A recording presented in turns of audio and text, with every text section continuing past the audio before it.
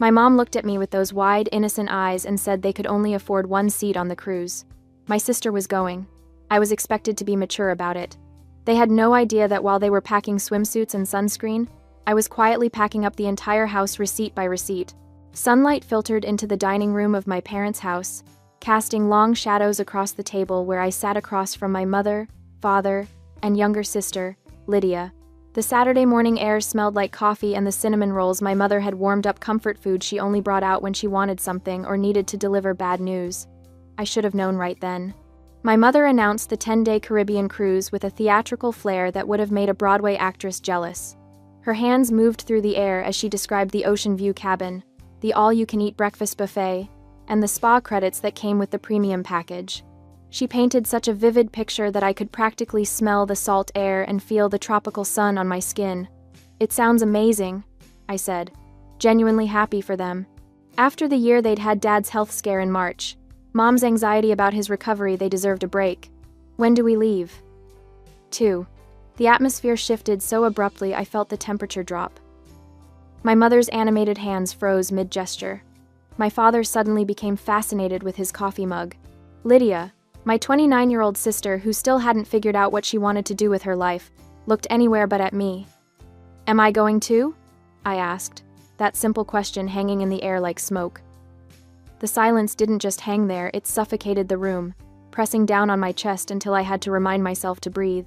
Instead of a flat rejection, which would have been honest at least, my mother reached across the table and grabbed my hand.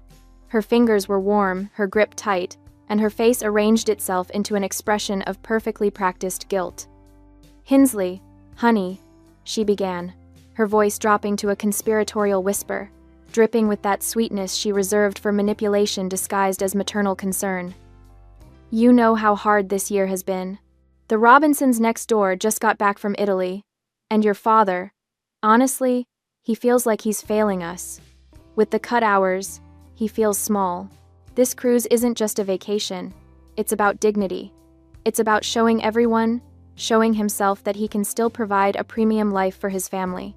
She squeezed my hand, looking at me with wet eyes. "The doctor said, stress is his worst enemy right now. He needs space to breathe and relax, or I'm afraid he'll collapse. And the cabin we booked, it's the deluxe suite. It's designed for 3 people, max. Buying a 4th ticket would have tilted the budget from tight to impossible. You understand, don't you? You've always been the sacrifice hitter for this team, Hinsley. We need you to take one for the team so your father can feel like a king for 10 days. I wanted to point out that Dad's need for dignity had never stopped him from inviting his poker buddies over to crowd around the dining table I'd bought, but I stayed quiet. And Lydia," Mom continued, her eyes getting misty on cue, "she's so fragile right now. The situation with Trevor really shattered her. She needs this trip to find herself, to heal, to remember who she is without a man defining her." Lydia nodded solemnly, playing her role to perfection. Never mind that she'd been the one who cheated on Trevor, or that she'd bounced back within a week by going out clubbing every night. My mother's phrasing, "the situation," was a masterclass in rewriting history to make Lydia the victim. Then came the killing blow, delivered with surgical precision. "You've always been the rock, Hinsley, the strong one, the responsible one." My mother squeezed my hand tighter. "We knew you'd be the only one mature enough to understand why we couldn't make it work for 4 people. You'll be fine holding down the fort, won't you? Someone needs to stay here, water the plants, collect the mail.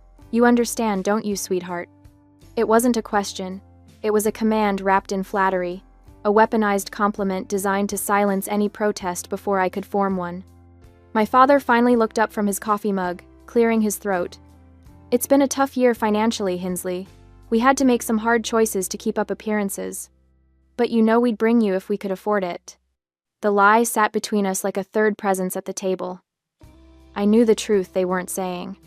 I'd seen the credit card statement on the counter last week when I'd been organizing their mail, another one of my unofficial responsibilities. The cruise was charged to a card with an 18% interest rate. They hadn't saved for this trip. They'd financed it to impress the neighbors. And when the bills came due in a few months, when Dad's cut hours and medical expenses made it impossible to pay the minimum, they'd come to me, just like they always did. I thought about the $300 I'd quietly transferred to their account last November when the heating bill was overdue. The $500 I'd loaned them in February that was never mentioned again. The countless times I'd picked up groceries and never been reimbursed because you were already at the store anyway. But I didn't argue. I didn't scream. I didn't flip the table or throw the cinnamon rolls against the wall, even though every cell in my body wanted to. I simply nodded. Of course, I heard myself say. I understand. You guys deserve this. My mother's face flooded with relief. Oh, honey, I knew you'd get it. You're such a good daughter. To understand why I didn't fight back in that moment, I need to explain the last 8 years of my life. At 26, fresh off a layoff from my first real job, I moved back home. It was supposed to be temporary 3 months, maybe 6. There was no lease, no rental agreement, just a verbal understanding that I'd help where I can while I got back on my feet. I got back on my feet within 4 months. I landed my current job as an operations coordinator for a logistics company. It's not glamorous, and I'm not wealthy, but I make decent money and I'm good with budgets. Really good, but I never left. The help where I can evolved like a slow-growing tumor. First, it was contributing to groceries. Then the internet bill, because you use it the most for your work-from-home days. Then the electricity, because you leave your laptop charging overnight. Within a year, I was covering 3 utilities and buying household necessities whenever I noticed we were running low. Then came the furniture. The old sofa collapsed one Saturday morning, springs bursting through the cushions. I bought a replacement $1,200 for a decent sectional that would last. The television died during the Super Bowl. I bought a new one $800 for a smart TV with all the streaming capabilities my parents suddenly couldn't live without. The washer and dryer gave out 2 years ago. I replaced them both $1,500 because my mother said she'd never trust a used appliance again after our old one flooded the laundry room. Kitchenware, because our old pots were practically antiques. Dining table, because the old one was an embarrassment when we have guests. Small appliances, a new microwave, a coffee maker, a stand mixer. My mother insisted she needed and used exactly twice. Over $15,000 in total. I'd never added it up until recently, but the number lived in my mind now, a constant reminder. I wasn't wealthy. I was careful. I saved. I planned. Every purchase was a small sacrifice I told myself was temporary, an investment in family harmony. Meanwhile, Lydia lived like a bird, floating from one experience to another. She traveled to Mexico, to Colorado, to New York City. She went to concerts and music festivals. She changed jobs the way normal people change socks, never staying anywhere long enough to build savings or stability. And she was never asked to contribute a single penny, because she needs experiences, and she's still finding herself. I was 34. Apparently, I'd found myself years ago, and myself was a doormat. Saturday morning arrived with painful normalcy. The driveway bustled with activity suitcases being loaded, last-minute items being remembered. My mother's frantic energy as she triple-checked passports and boarding passes. I stood on the porch, watching the organized chaos like a spectator at someone else's life. Now remember, my mother said, turning to me with her travel purse already slung over her shoulder. Water the plants twice a week, the fern is fussy, so check the soil before you water it. Collect the mail daily, I don't want the box overflowing, and keep the house tidy, please. We'll be exhausted when we get back, and I'd hate to come home to a mess. Got it, I said. My father gave me an awkward side hug, the kind that said, I feel vaguely guilty but not enough to change anything. Lydia waved from the passenger seat, already scrolling through her phone. My mother paused at the car door, turning back with that same practiced expression of gratitude and sympathy. You're such a good daughter, Hinsley. You always understand. We're so lucky to have you. The words should have felt like a hug. Instead, they felt like chains. I watched the car back out of the driveway, my mother waving enthusiastically through the window. I stood there until they turned the corner and disappeared, the sound of the engine fading into the quiet Saturday morning sounds of the neighborhood lawnmowers, dogs barking, children playing. In logistics, we have a term, catastrophic failure point. It's when a system has been running over capacity for so long that a single minor stressor causes the entire infrastructure to collapse. It's not about the last straw. It's about the years of ignored maintenance warnings. My love for them had been the maintenance crew, patching cracks, ignoring the alarms, keeping the facility running at my own expense. But as I looked at the fern on the windowsill, the fussy, demanding fern, I realized the crew had just quit. My emotional machinery didn't break. It simply switched modes. Manual override. Engaged. Emotional centers. Offline. Operational efficiency. Maximum. I didn't feel rage. Rage is messy. Rage is inefficient. What I felt was the cold, clarifying calm of a chaotic warehouse finally being organized. I walked back inside, closed the door, and locked it behind me. The house felt different already. Emptier. Not because they were gone, but because something in me had shifted the moment that car pulled away. I looked at the fern again. I was not going to water that fern. I was not going to collect the mail, tidy the house, or hold down any fort. I was done understanding. The silence in the house wasn't peaceful, it was revealing. For the first time in 8 years, I stood in the living room, without the background noise of the television my father always kept on, without my mother's running commentary about neighborhood gossip or what needed fixing or cleaning, without Lydia's music bleeding through her bedroom door. Just silence, and in that silence, I could finally hear my own thoughts without interruption. I walked through the rooms slowly, deliberately, like an inspector surveying a property. But I wasn't seeing a home anymore. I was seeing a ledger, a balance sheet of labor and money I'd never be repaid. The living room.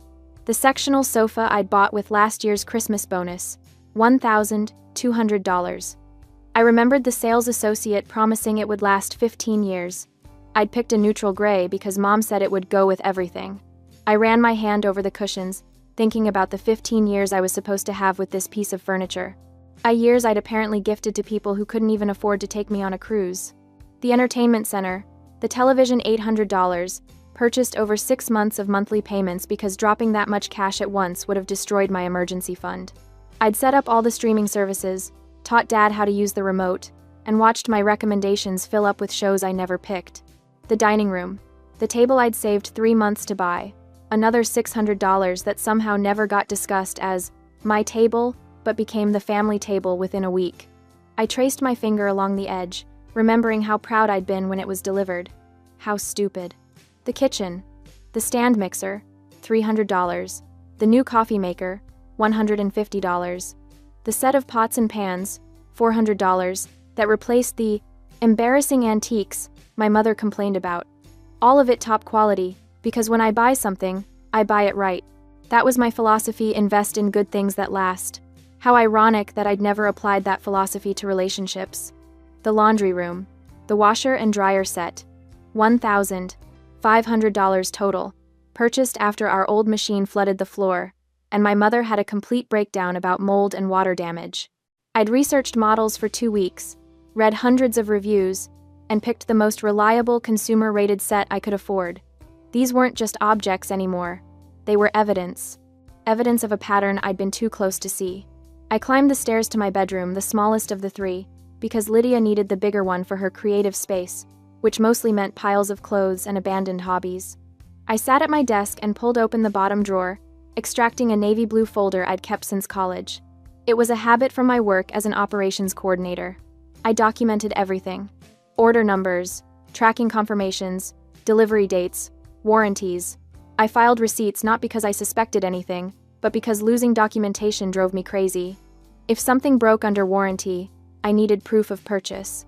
If a company overcharged me, I needed evidence. It was professional habit, nothing more. Until now, I opened the folder. Bank statements going back 6 years, email confirmations from every major purchase, photos of receipts I'd snapped on my phone and forgotten about. Even a few handwritten notes I'd made during particularly expensive months, tracking where my money had gone. I spread them across my desk, like pieces of a puzzle. Only this puzzle, when assembled, showed a picture I'd been avoiding for years: my exploitation.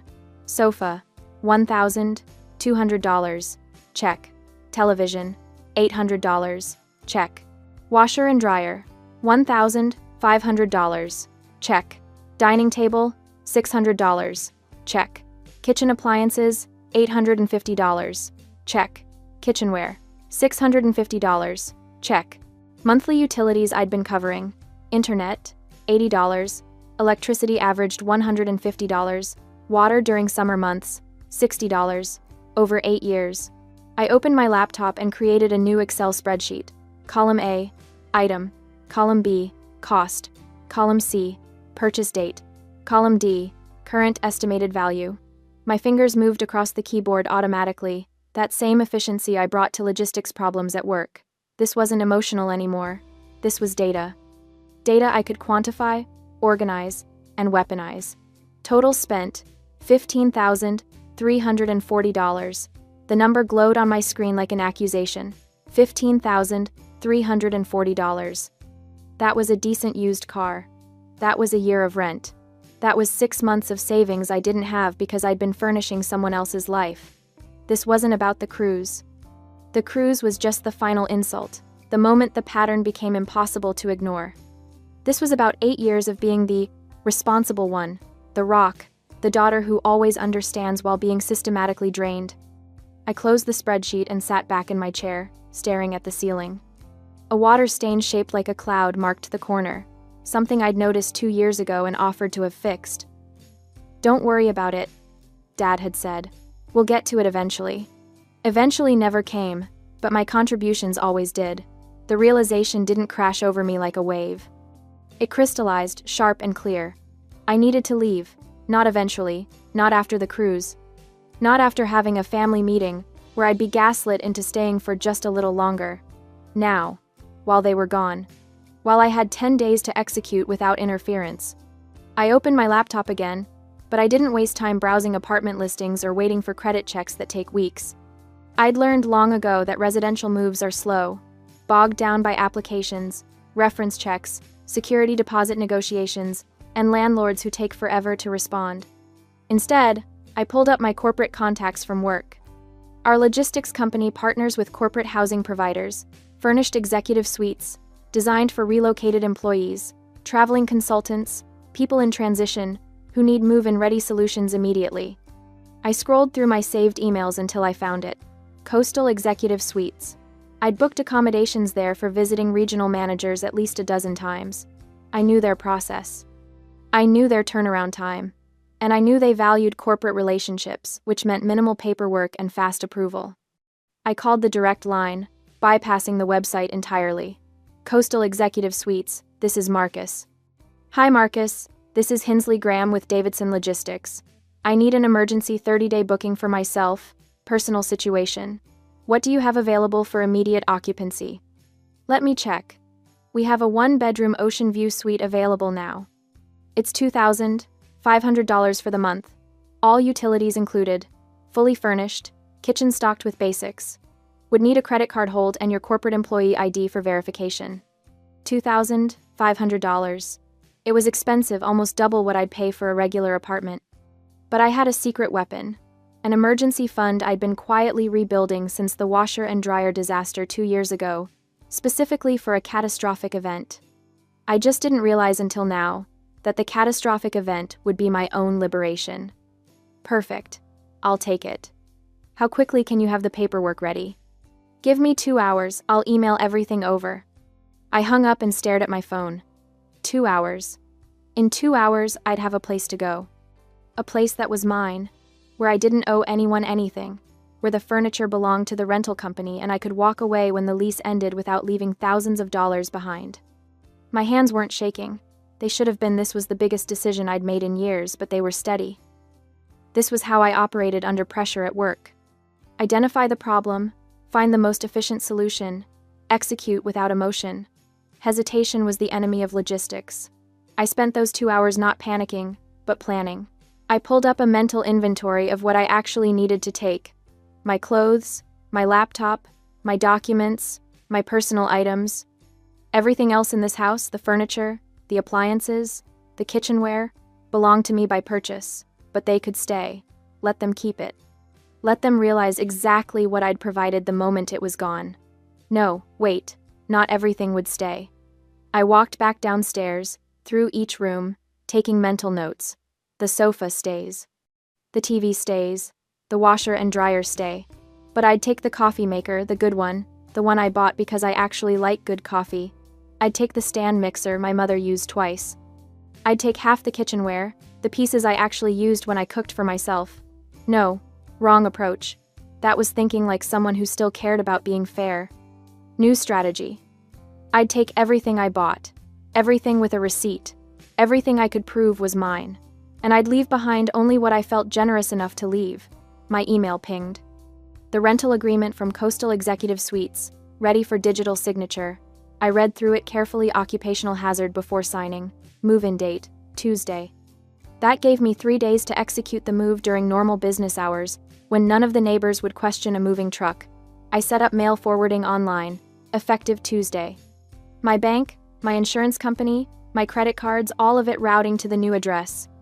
On Sunday afternoon, sitting in my bedroom with signed contracts and a moving date secured, I felt something I hadn't felt in years. Control. I wasn't the daughter helping out anymore. I wasn't the rock, the responsible one, the mature person who always understands. I was Hinsley Graham, operations coordinator, and I was executing the most important logistics operation of my life, extracting myself from people who'd mistaken my competence for compliance. The plants could die, the mail could pile up, the house could sit empty and waiting. I had a beach view suite to move into, and 10 days to disappear before they ever knew I was gone. 2 days later, on a Tuesday morning that felt suspiciously ordinary, the quiet of the neighborhood was shattered by the low rumble of a professional moving truck backing into my parents' driveway. I had scheduled the movers for 8 a.m. sharp, early enough that most of the neighbors would already be at work, but late enough that I wouldn't look like I was sneaking around in the dark. The physical dismantling of my parents' house began with surprising efficiency. The crew chief, a stocky man with weathered hands and a clipboard, approached me at the front door. "Everything marked goes?" he asked, scanning the interior with professional indifference. I nodded, my throat tight but my resolve ironclad. Everything with a yellow tag, nothing else. Dough, and... I had spent Sunday afternoon walking through the house with a roll of bright yellow stickers, methodically marking every single item I had purchased over the past 8 years. The sofa, where my mother held court during her phone marathons, yellow tag. The flat-screen television my father watched for hours while I cooked dinner after work, yellow tag. The dining table where Lydia never helped clear dishes, yellow tag. The matching chairs, the washer, the dryer, the stand mixer in the kitchen, the coffee maker, the microwave, the bookshelf in the hallway, even the shower curtain in the main bathroom. Yellow tags everywhere, like a bizarre treasure hunt in reverse. The movers worked with the kind of practiced rhythm that comes from years of breaking down lives and reassembling them elsewhere. They wrapped the $1,200 sofa in thick blankets, securing it with industrial-strength tape. The $800 television was carefully nestled into a custom box. The washer and dryer, $1,500 as a set, were dolled out on reinforced hand trucks, their white surfaces gleaming in the morning light as they rolled down the front walk. I stood in the doorway, arms crossed, watching the systematic erasure of 8 years of financial servitude. Each item that disappeared into the truck was a weight lifted from my chest. The dining table, the chairs, the area rug from the living room, the kitchen appliances, the bedding from the guest room I had occupied before moving out years ago, the towels, the cookware, the dishes, all of it. Gone. I had intentionally left behind the items I didn't pay for, the things that existed in the house before I became the family ATM. My father's old, worn-out recliner sat in the corner, its brown fabric faded and pilling at the arms. A cheap brass lamp my mother had owned since the 80s stood on the floor beside it, its shade yellowed with age. Some dusty decorative pieces, ceramic figurines, and fake plants remained on the mantel, untouched by yellow tags. Those things weren't mine to take. I wasn't a thief. I was simply reclaiming what belonged to me. As the movers cleared the living room, the space transformed before my eyes. What had once been cluttered and suffocating became vast and hollow. The hardwood floors, usually hidden beneath furniture and rugs, stretched out bare and scuffed. Dust bunnies cowered in the corners where the sofa had stood. The walls looked naked without the television mounted on the center wall. And there, in the midst of all that emptiness, sat my father's recliner. I stared at it for a long moment, feeling something sharp and complicated twist in my chest. That chair, that pathetic, threadbare chair, was the only real furniture left in the entire living room. It looked absurd sitting there alone, a monument to dysfunction, An idea struck me with the force of poetry. I walked across the empty room, my footsteps echoing in the hollow space. Bending down, I gripped the sides of the recliner and began to drag it toward the center of the room. The old chair protested, its legs scraping against the floor with an awful screech, but I persisted. When I reached what I estimated to be the exact center of the living room, I stopped. With precise, deliberate movements, I straightened the chair. I adjusted it left, then right, eyeing the angles from different positions in the room until it was perfectly centered. I stepped back, studying my work with the critical eye of an artist evaluating a gallery installation. There. Perfect. The recliner sat alone in the vast, empty void like a throne in an abandoned kingdom. It was a visual representation of the irony that had defined my life for nearly a decade. I had just treated that worthless chair with more care, more respect, and more consideration than my parents had ever shown me. The room didn't feel sad. It felt honest. "That's the last of it," the crew chief called from the front door. "We're heading to the executive suite now. You following us there?" "Yes," I said, taking one last look around. "I'll be right behind you." My friend Paige Holloway met me at the executive suite to help me settle in. She arrived carrying 2 iced coffees and wearing her trademark leather jacket, her auburn hair pulled back in a messy bun. Paige had been the first outsider to validate my reality when I finally confessed the extent of my family's financial exploitation months ago. "Holy hell, Sadie," she breathed, stepping into the furnished apartment. "This place is gorgeous." It really was. Floor-to-ceiling windows overlooked a slice of ocean in the distance. The kitchen had granite countertops and stainless steel appliances. The bedroom was spacious enough for a queen bed and a proper dresser. The furniture I'd brought from my parents' house, my furniture fit perfectly in the living room. As we unpacked boxes in the new space, arranging throw pillows and hanging artwork, my phone buzzed on the kitchen counter. I glanced at the screen. "Mom. Mobile." My stomach clenched. They were calling from the cruise, probably checking if I had watered their ridiculous plants like the obedient daughter they assumed I'd always be. I stared at the screen, watching it light up and vibrate with each ring. Paige looked over, saw the name, and raised her eyebrows in silent question. I shook my head. The phone rang and rang until it finally went to voicemail. Seconds later, it buzzed again, a voicemail notification. I didn't listen to it. I turned the phone face down on the counter and went back to unpacking. "You okay?" Paige asked quietly. "I'm perfect," I said, and I meant it. I spent the rest of the week settling into my new life. The executive suite became my sanctuary, a place where nobody demanded anything from me, where I could eat cereal for dinner if I wanted, where the only person I had to answer to was myself. The peace was terrifying at first. I kept expecting my mother to call with some emergency, some crisis that required my immediate financial intervention. I kept anticipating my father's guilt-tripping texts about his health, but my phone stayed quiet. They were on a cruise ship somewhere in the Caribbean, blissfully unaware that their safety net had vanished. Every morning, I woke up in my own space. I made coffee in my own coffee maker. I sat on my own sofa and looked out at the ocean. At work, I focused on logistics reports and shipping schedules with a clarity I hadn't felt in years. Mark Feldman, my manager, commented that I seemed different, lighter, somehow. "Big changes," I said vaguely, and he didn't press. But despite the peace, despite the rightness of what I had done, I couldn't fully relax. The clock was ticking. As Sunday evening approached, I found myself standing at my apartment window, watching the sky turn a bruised purple. Somewhere out there, a plane was landing. A cruise ship was docking. My parents and Lydia were returning to reality. I was safe in my new apartment, surrounded by my own belongings and my own choices. But I knew with the absolute certainty of someone who had spent 34 years learning the patterns of dysfunction that the storm was about to make landfall. The sun had barely set on Sunday evening when my phone began buzzing incessantly on my nightstand. I was in the kitchen making tea when the notifications started rolling in text after text, call after call, all from numbers I recognized. Then my phone lit up with a message from Paige, a photo. I opened it, my heart hammering. The image showed my parents' house from the outside. In the frame stood my mother, my father, and Lydia, all frozen at the front door. My mother's hand was on the doorknob. but she was staring straight ahead through the open door into the house. Even in the grainy photo, I could see the shock on her face. Behind them, Lydia's expression was pure disbelief, her mouth slightly open as she stared into the completely empty living room. They had returned to a shell of a house. My phone immediately started ringing. Mom. Dad. Mom again. Lydia. A number I didn't recognize, probably a relative they'd already called to complain to. I silenced each call, my hands surprisingly steady.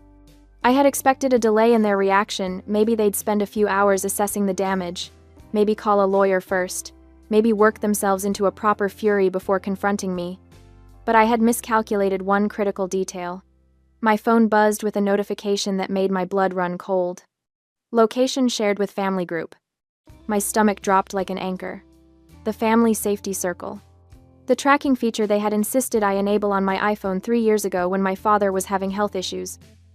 Just in case something happens, my mother had said, so we can find each other in an emergency.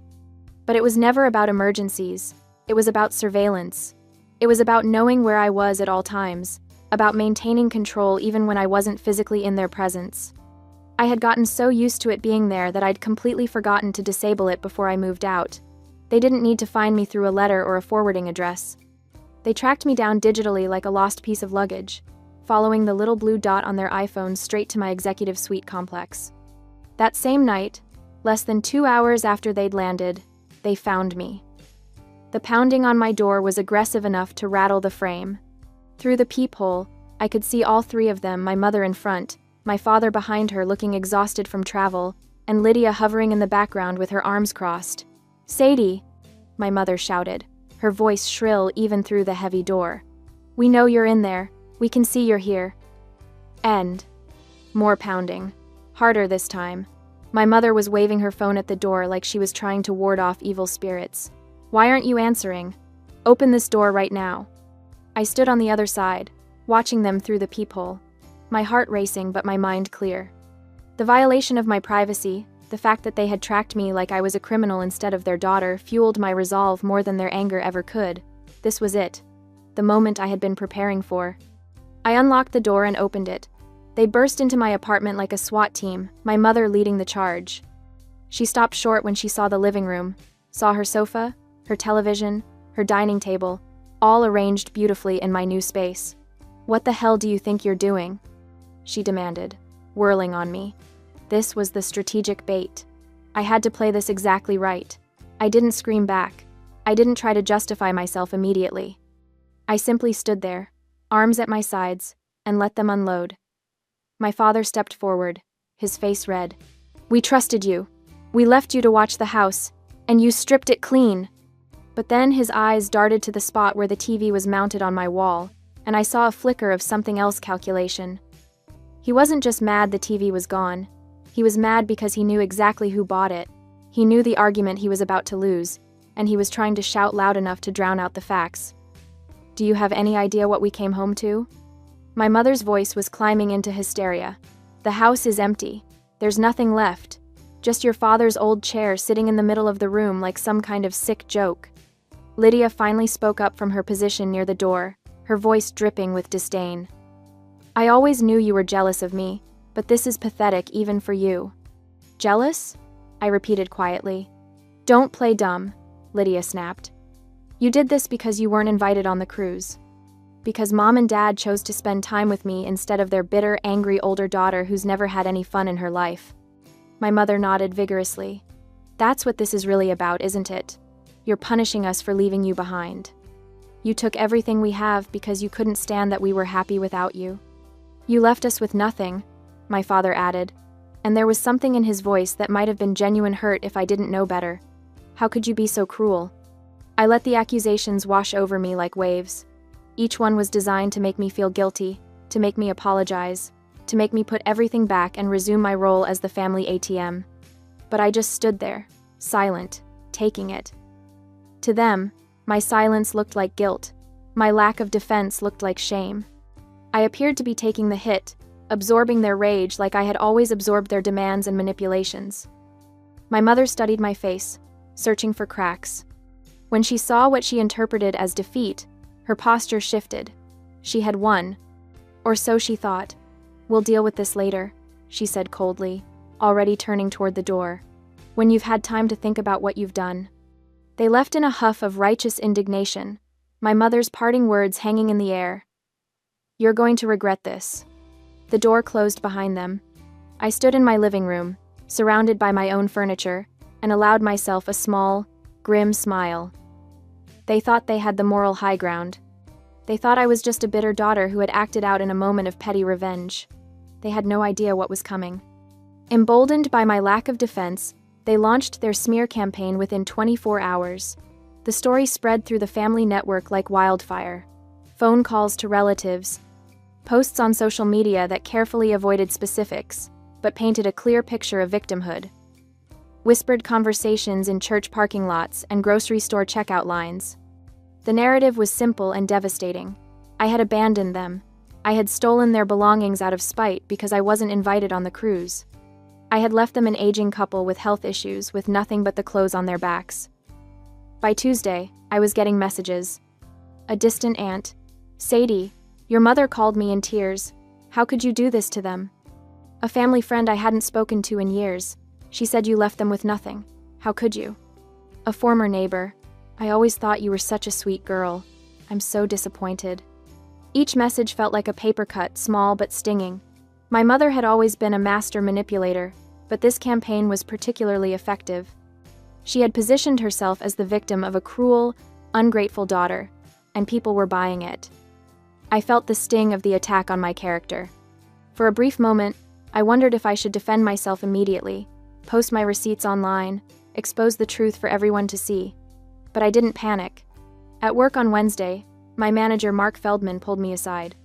He was a no-nonsense man in his 50s, who had always treated me with respect and fairness, qualities I had learned to appreciate after 34 years of conditional family love. "You okay, Graham?" he asked, studying my face. "You seem distracted." "Family stuff," I said vaguely. He nodded slowly. "I don't ask for details unless you want to share them, but I've worked with you for 6 years, and I know you. You're one of the most responsible, reliable people I've ever managed." He paused. "I don't know what's happening with your family, but I can tell you've been carrying more than anyone realizes, and whatever you did, I don't think it was wrong." The unexpected validation hit me harder than any of the accusatory messages. My throat tightened. "Thank you." "You don't have to thank me for stating facts," he said simply. "Now get back to work. That shipment schedule isn't going to optimize itself." That evening, Paige came over with pizza and wine. She had seen some of the social media posts, my mother's vague but pointed comments about betrayal and heartbreak. "They're really going all out, huh?" Paige said, scrolling through her phone. "They think they've won," I replied, taking a sip of wine. "They think I'm the villain of the story." Paige set down her phone and looked at me directly. "If taking your own things back makes you the villain in their story, then the problem existed long before you emptied that house." She was right, and more importantly, I was ready. I had let them take their shot. I had let them paint me as the bad guy. I had given them just enough rope to hang themselves. Now it was time to spring the trap. The phone calls had been relentless. 3 days of non-stop harassment from relatives I barely spoke to, suddenly very concerned about family unity and respect for your parents. Aunt Carol, who hadn't invited me to Thanksgiving in 5 years, left a voicemail calling me selfish and cruel. Uncle Jim texted paragraphs about how disappointed Grandma would be, never mind that Grandma had been dead for 7 years and never met half the furniture they were crying about. The smear campaign was working exactly as Mother had designed it. I was the ungrateful daughter, the thief, the one who abandoned her poor, struggling parents while they were on vacation. I let them talk. I let the rumors spread like wildfire through our extended family's group chats and Sunday dinner gossip sessions. I didn't defend myself, didn't explain, didn't justify. I just waited, because I knew something they didn't. The truth had receipts. The meeting was Mother's idea, naturally. She called it a family discussion to resolve this situation. Her voice on the phone had that practiced tremor, the one she used when she wanted people to think she was barely holding it together. "We need to talk about this, Hinsley, face to face, like adults." I agreed immediately. Too immediately. Probably because there was a pause on her end, a flicker of uncertainty before she recovered. Tomorrow. 2 o'clock. At the house. I'll be there, I said. She expected an apology. She expected me to crack under the pressure of family judgment, to feel so guilty and ashamed that I'd bring everything back and beg forgiveness. She expected me to fold, the way I always had. I packed my iPad and a 3-ring binder into my messenger bag and drove to the house that no longer felt like home. They were waiting in the empty living room when I arrived, all 3 of them arranged like a tribunal. Mother sat in Father's old recliner, the only piece of furniture left in the entire house, positioned dead center in the room like a throne. Father stood beside her, arms crossed, trying to look stern despite the fact that he was leaning heavily on his cane. Lydia perched on the windowsill, scrolling through her phone with studied disinterest. The room echoed, every footstep, every breath. The absence of furniture made the space feel enormous and hostile. "You came," Mother said, as if she doubted it. "You asked me to." "We demanded it," Father corrected. "This has gone far enough, Hinsley." I set my bag down carefully on the floor and straightened. "I agree." Mother's eyes narrowed. "Then you understand why we're upset. You stole from us." I took what was mine. Family property. "No." My voice cut through hers, sharp and clean. "Not family property. My property. Purchased with my money. And I can prove it." I reached into my bag and pulled out the binder, first a thick, color-coded beast organized with the kind of precision that came from 8 years of running logistics operations. I set it on the floor between us with a satisfying thud. Then I pulled out my iPad, tapped it awake, and turned it to face them. "Everything I removed from this house," I said, my voice perfectly steady, "is something I paid for, and I have documentation for every single item." I opened the binder to the first tab section. Let's start with the living room. The spreadsheet on my iPad was a thing of beauty, color-coded, cross-referenced, sortable by date, by room, by cost. I'd spent 2 full evenings building it, importing data from 8 years of bank statements, credit card records, and email receipts. Every purchase, every payment, every proof. The sectional sofa. I tapped a line on the spreadsheet. Lane Furniture. Model Harper. $1,200. Here's the credit card statement. Here's the delivery receipt with my signature. I slid the relevant pages from the binder across the floor. Mother stared at them like they were written in a foreign language. The television.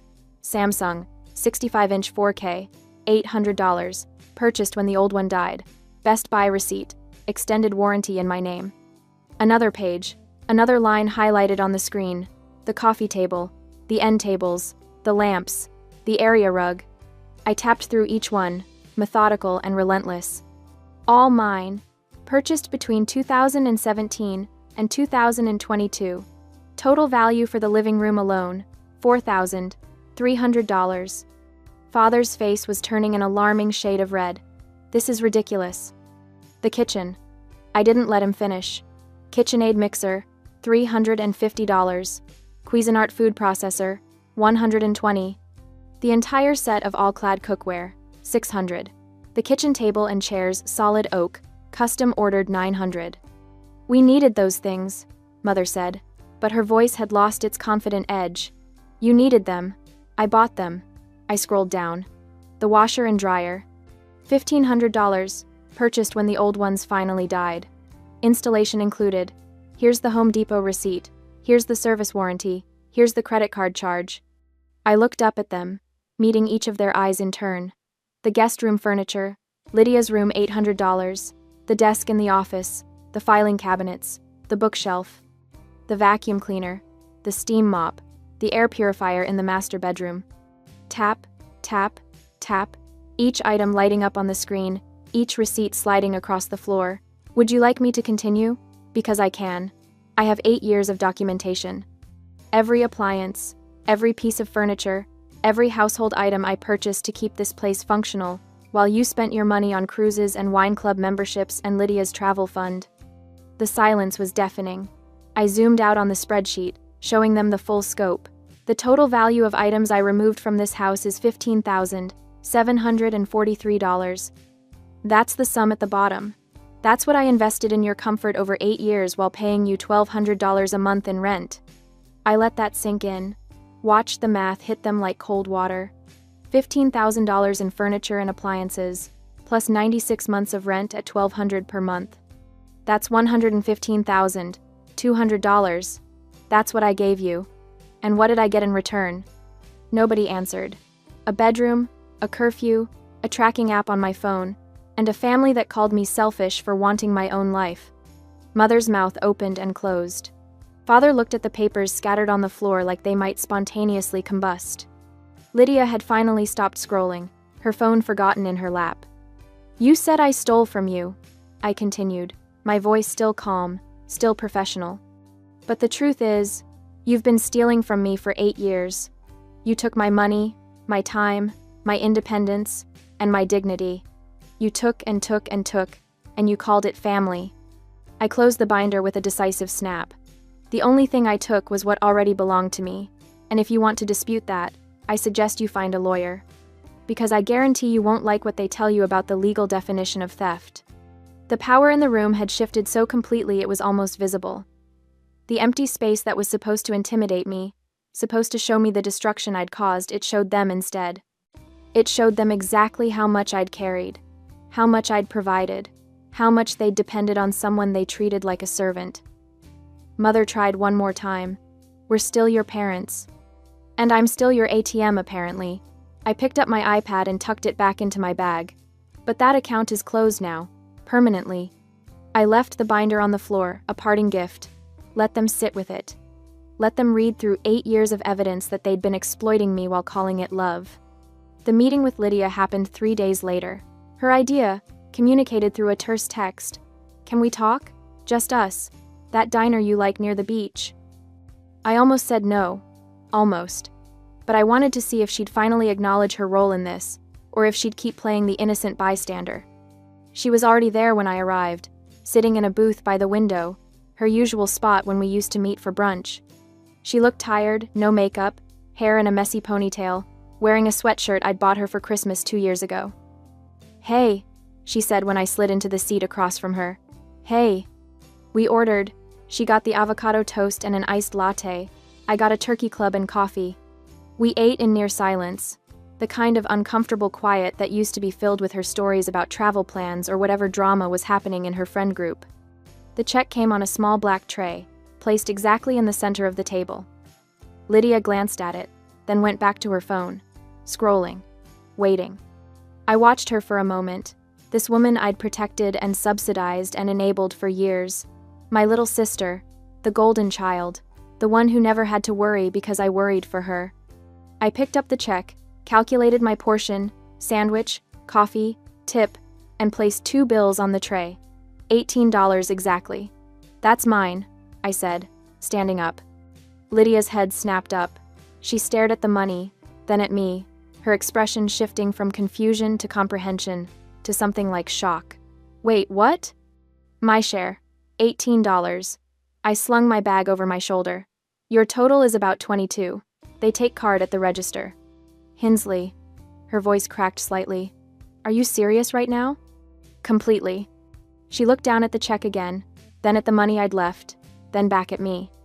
In that moment, the reality crashed over her. Not the furniture, not the move, but this.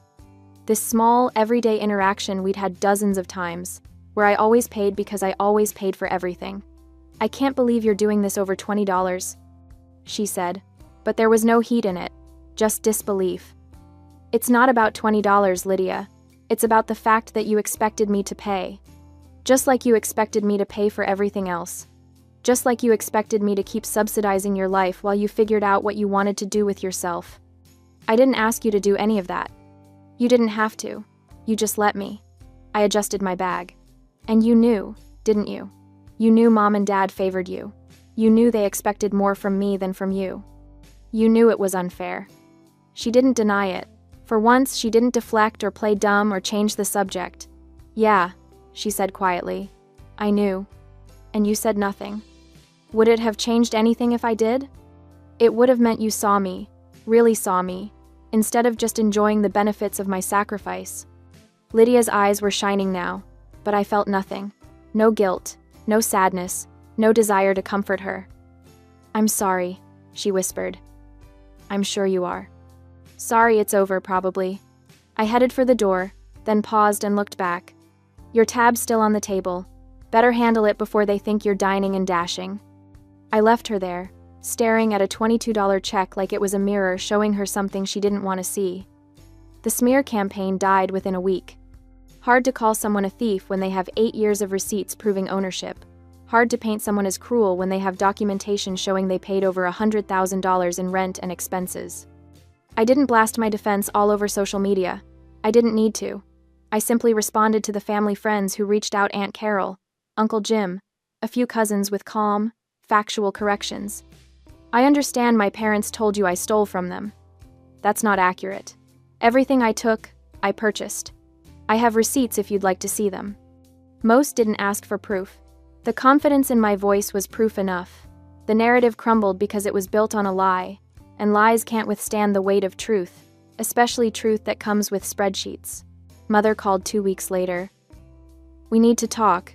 Your father and I want to apologize. I met them at a cafe downtown, neutral territory, public space, limited time. They looked older somehow, diminished. Father's cane seemed more necessary than performative. Mother's makeup couldn't quite hide the stress lines. We're sorry, Father said first.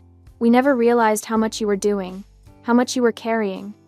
But his tone had that edge, that subtle inflection that made it my fault for not speaking up sooner, for not making my burden more visible. We thought you wanted to help, Mother added. We thought it made you happy to contribute to the family. I stirred my coffee slowly, watching the cream swirl into patterns. You thought I wanted to pay $1,200 a month in rent while buying all your furniture and having a curfew at 34? We didn't force you. You didn't have to. You just made it impossible to say no without being labeled selfish. I met her eyes. And when I finally did say no, when I finally took back what was mine, you tried to destroy my reputation. We were hurt, Father said. We reacted badly. You reacted exactly as you always have, by making yourselves the victims and me the villain. Silence stretched between us, broken only by the hiss of the espresso machine and the murmur of other conversations. What do you want from us? Mother asked finally. What will it take to fix this? I don't want anything from you. That's the point. I leaned back in my chair. I'm not moving back. I'm not providing financial support anymore. If you need help, you figure it out. Get jobs, downsize, sell the house. That's not my problem to solve. But we're family. And families shouldn't exploit each other. Families shouldn't track each other's location like criminals. Families shouldn't play favorites and expect the unfavored one to just accept it. I pulled out my phone and showed them something I'd done the week before. I'd removed myself from the family safety circle. My location was now permanently, blissfully private. I think you should consider therapy, I said. Both of you. Maybe family counseling if Lydia's willing. But that's your choice, your responsibility, not my project to manage. Mother's face crumpled slightly. So that's it? You're just done with us? I'm done being used by you. If you want a real relationship, one based on mutual respect and boundaries, I'm open to that. Eventually. But it starts with you acknowledging what you did and actually changing. Not just saying you're sorry because you lost your safety net. Father opened his mouth, closed it, opened it again. We'll think about the therapy. You do that. I stood up, leaving money for my coffee on the table. And while you're thinking, maybe consider what Lydia's going to do now that I'm not paying for her lifestyle either. I left them there, two people who'd spent so long taking that they'd forgotten how to give. The promotion came 6 weeks later. Mark called me into his office on a Thursday afternoon, his expression unreadable. Close the door. My stomach dropped. Had something gone wrong? Had they found some mistake in my work? Your organizational system for the Henderson account, he said, pulling up something on his computer. I showed it to the regional director. She was impressed. Very impressed. I blinked. Oh, thank you. We're creating a new position, Senior Operations Coordinator. It comes with a significant raise and your own team. He turned the monitor toward me, showing a job description that made my heart race. I'd like to offer it to you. The salary was $30,000 more than I currently made. $30,000 that would go into my savings, my investments, my future, not into someone else's mortgage or vacation fund. I accept, I said, my voice steady despite the joy flooding through me. Good. Mark smiled, something rare for him.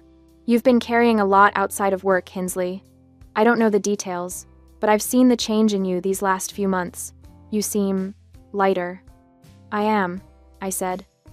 I finally put down something I should have never picked up in the first place. My apartment became home slowly, deliberately. I bought a new couch, not expensive, not fancy, but mine, chosen by me, for me. I hung artwork I actually liked, instead of generic prints. I filled the bookshelf with books I wanted to read, not ones that looked good for display. I planted herbs on the kitchen windowsill. Basil, rosemary, thyme. I watered them when they needed it, not when someone demanded it. I opened a high-yield savings account and watched the balance grow. Money that used to disappear into the void of family obligations now accumulated with purpose. Paige came over one Saturday with wine and takeout. We sat on my new couch, my space, and she raised her glass. To freedom, she said. To freedom, I echoed. Do you regret it? She asked later, after we'd exhausted all the easy topics. Leaving them? I thought about it honestly, thought about the empty living room, the shocked faces, the moment everything changed. No, I said. I regret staying as long as I did.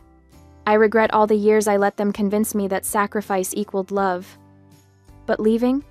I shook my head. Leaving was the sanest thing I've ever done. Have you talked to them since the cafe? Mother texts occasionally, lukewarm attempts at connection. Father sent a birthday card. I shrugged. Lydia got a job, apparently. Retail. Part-time. It's a start. And you? I'm good. Really good. Better than I've been in years. I looked around my apartment. Small, modest, but entirely mine. I'm not lonely. I'm not guilty. I'm just free. I look back now at the moment I walked out of that house with my things loaded into a truck, and I see it clearly. I didn't leave to punish them. I didn't leave for revenge or to teach them a lesson. I left to stop being used. I left to reclaim the life I'd put on hold for people who valued my utility more than my humanity. I left because staying would have killed something essential in me, the part that knew I deserved better, that believed I was worth more than an ATM with a heartbeat. They didn't recover quickly. The house went on the market 6 months later, too big, too expensive without my contributions. They downsized to a condo, made adjustments, faced consequences. But I recovered. I recovered the moment I drove away with my furniture and didn't look back. Some people call it selfish. I call it survival. Some people call it cruel. I call it necessary. Some people say family should forgive anything. I say family shouldn't require forgiveness for basic respect in the first place. I am not their villain. I am not their victim. I am simply someone who finally chose herself. And that choice, that single decision to value my own life as much as I'd valued theirs, changed everything. The apartment is quiet tonight. Peaceful. The kind of silence that feels like contentment instead of loneliness. My herbs are thriving on the windowsill. My savings account is growing. My career is flourishing. And I am free. Finally. Completely. Unapologetically free.